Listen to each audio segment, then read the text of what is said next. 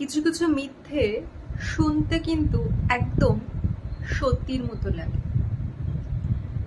In fact সেই মিথ্যেগুলো যারা আমাদের সম্পর্কে বলে বেড়ায়, বলতে বলতে সেগুলো এতটাই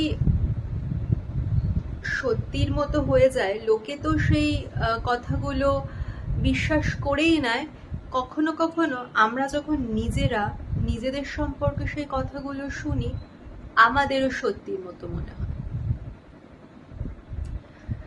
এবার এই ক্ষেত্রে বা এই বিষয়ে আমার একটাই কথা বলার আছে। যদি কোনোভাবে জানতে পেরে যাও তোমার নামে এই ধরনের বা এইভাবে মিথ্যে কথা বলা হচ্ছে, তার কেন বিচার না করে সঙ্গে সঙ্গে সেই জায়গাটা যদি ছাড়তে না পারো, সেই মানুষগুলোকে অবশ্যই ছাড়বে।